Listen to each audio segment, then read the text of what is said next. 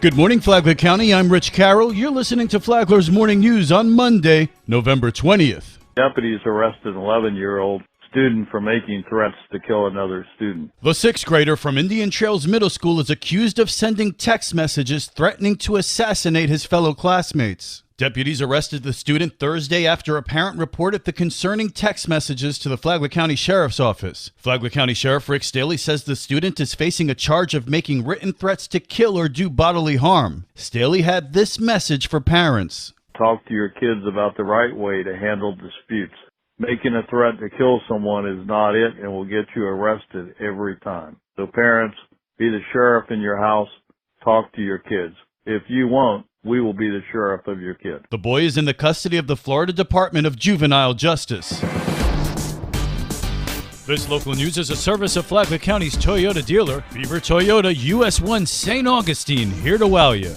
A Palm Coast man is killed in a single-vehicle wreck in Flagler County. It happened on US 1 just north of County Road 202 Friday afternoon. The Florida Highway Patrol says the man was behind the wheel of a pickup truck when he lost control of the vehicle, veered onto the grassy median, and overcorrected before his vehicle spun out and crashed into a tree. Troopers say the man was not wearing a seatbelt. He was pronounced dead at the scene. The crash shuttered the northbound lanes of US 1 for several hours so crews could search the marshy area to ensure no one had been ejected. They didn't find anyone. The FHP says there have been 22 deaths on Flagler County roadways so far this year.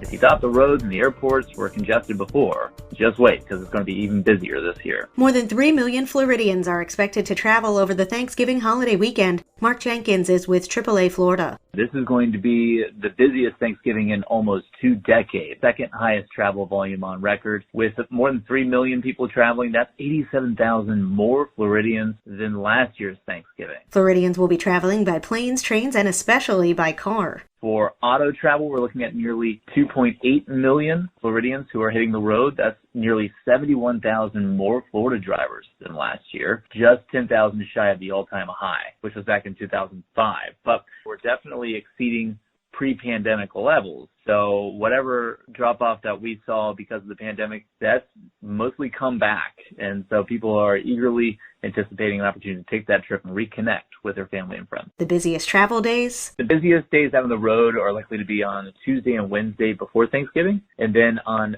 Sunday and Monday for the return home. The busiest time of day will likely be in the afternoon, probably between 2 o'clock and 6 o'clock in the evening. So the best advice will be to leave early, leave before lunch or in the later evening hours. Our advice is always to leave early and to plan ahead, and that means identifying alternate routes just in case your preferred route is impacted by congestion or is closed. Nationally, more than 55 million Americans are forecast to travel for Thanksgiving. That's the third largest number on record. From the WNZF Newsroom, I'm Amy Cherry. A fundraiser over the weekend raised money for the Josh Cruz Writing Project, which helps Flagler County students express themselves through storytelling. The Josh Cruz Writing Project inspires young authors by giving them a means to write their own stories and even have them published.